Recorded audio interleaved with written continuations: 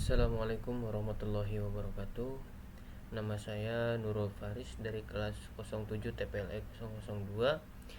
Di sini saya akan menjelaskan beberapa rangkuman dari hasil mengikuti praktisi mengajar, yaitu dosen praktisinya yaitu Bapak Dwison, di mana Bapak Dwison memberikan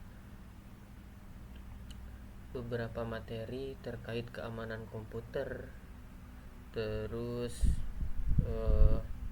keamanan data, dan mencoba untuk melakukan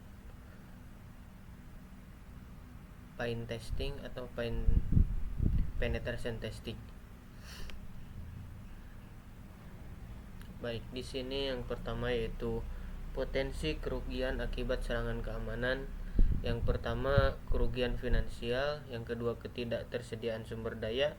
Yang seterusnya terus pencurian dan penyalahgunaan data. Selanjutnya, hilang kepercayaan atau loss of trust. Terus penyalahgunaan sumber daya komputer. Dan bagaimana cara pencegahan dan deteksi malware? Yang pertama, pencegahan. Install atau maintain antivirus, terus install dan maintain firewall, gunakan password yang kuat, terus download dan gunakan aplikasi yang terpercaya. Jadi jangan sesekali kita mendownload aplikasi yang tidak diizinkan oleh sistem. Terus lakukan scan antivirus secara berkala. Nah, antivirus di sini memang sangat penting perannya. Kita harus benar-benar memakai antivirus yang memang terpercaya dalam menjaga keamanannya. Contohnya kita memakai antivirus Avast, Premium dan sebagainya, yang memang antivirus itu sudah dikenal kuat untuk mengamankan.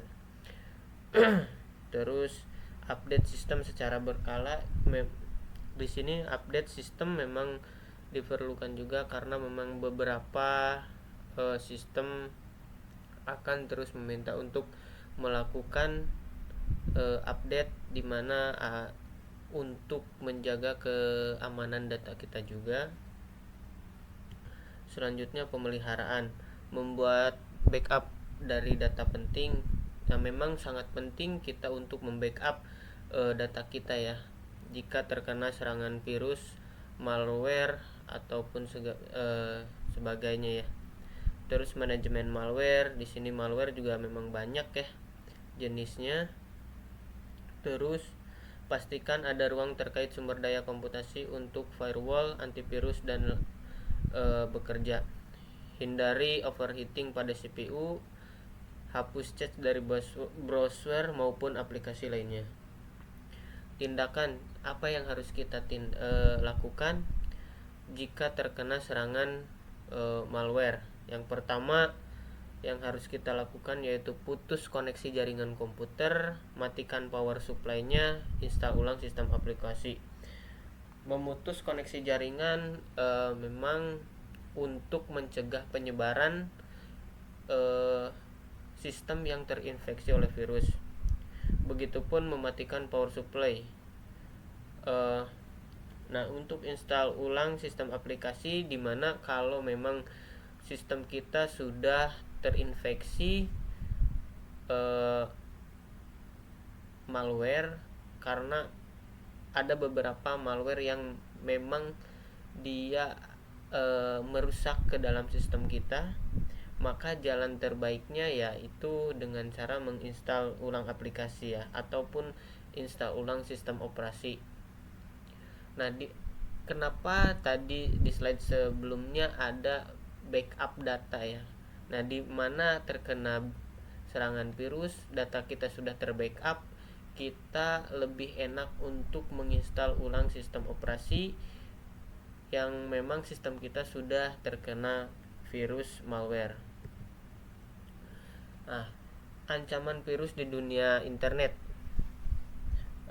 privasi dan kerahasiaan, pencurian identitas, pencurian data. Selanjutnya ancaman terkait keamanan jaringan sosial. Yang pertama phishing, identity theft, malware, URL spooling, clickjacking, site flaw. Nah, di sini jenis-jenis malware yang pertama ada virus, trojan, worm, spyware, ransomware, rootkit. Nah, seperti yang negara kita alami bulan Juni tanggal 20, sistem atau pusat data nasional sementara kita terkena hacker, yaitu virus ransomware ya. Nah, makanya kita harus memang benar-benar membuat sistem atau membuat keamanan data kita tuh harus benar-benar kuat untuk menghindari dari serangan-serangan virus lainnya. Securing operating system. Yang pertama yaitu update OS secara berkala, install aplikasi original dan antivirus. Usahakan aplikasi memang original, bukan yang di-crack ya, karena di sana sesuai dengan yang disampaikan oleh Pak Duison ada malwarenya. Jadi kalau misalnya kita contohnya Microsoft Office kita crack, nah crackan itu biasanya menyimpan beberapa virus ya, entah itu virus berjenis spyware atau apa gitu. Jadi usahakan memang aplikasi yang original. Analisis traffic jaringan dari firewall, melakukan manajemen akun. Nah, di sini tips keamanan jaringan. Yang pertama, gunakan firewall, gunakan antivirus, jangan gunakan default password, gunakan enkripsi, WPA2 misalnya, terus browsing pada website yang aman. Nah, selanjutnya alasan kehilangan data. Yang pertama, human error. Memang kita sebagai manusia kadang lupa atau memang sial ya. Human error memang menjadi salah satu alasan di mana kita kehilangan data.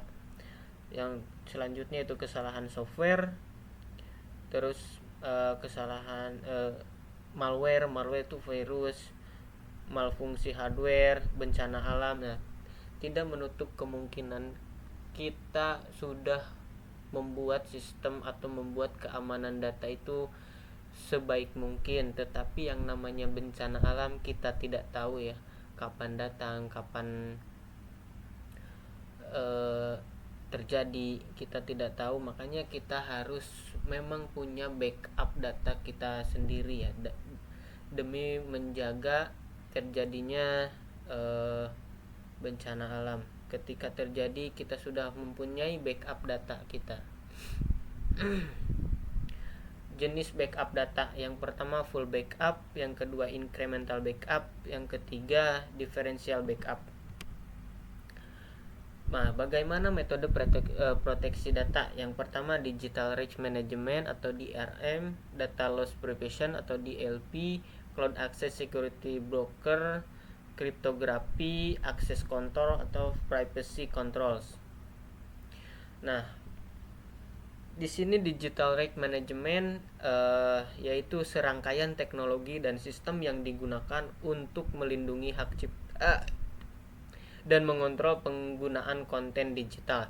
Contohnya iTunes, Netflix, e-books.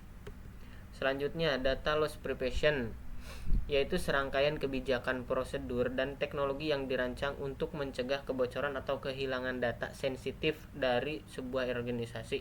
Contohnya Symantec DLP, Fortpoint DLP, Checkpoint DLP. Selanjutnya Cloud Access Security Broker.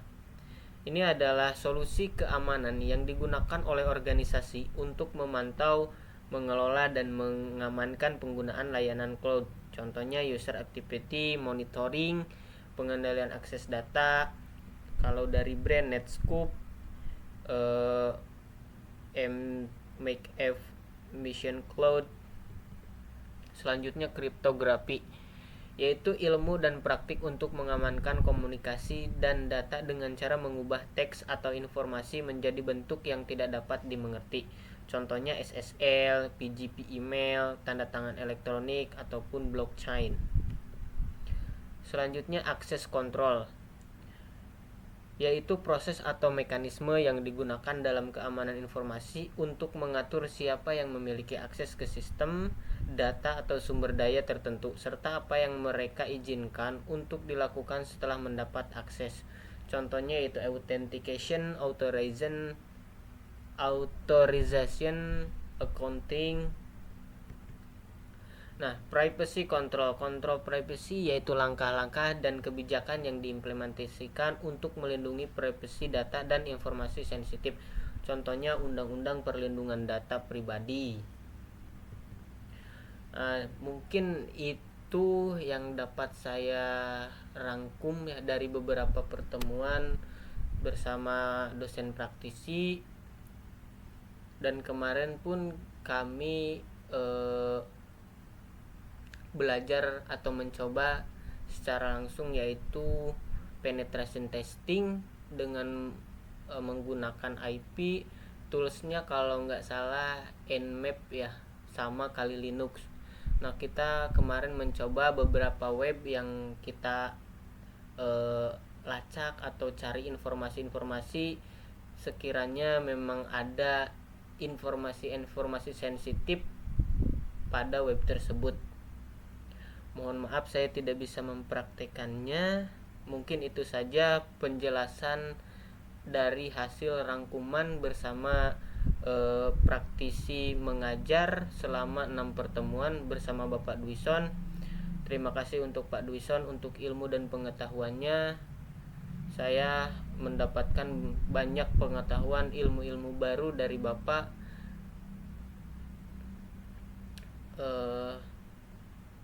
Untuk kedepannya semoga ada praktisi-praktisi mengajar yang lebih banyak ya, karena itu membantu banget kita dalam mendapatkan pengetahuan atau ilmu-ilmu baru dari memang yang sudah ahli atau sudah profesional dan dari bidangnya.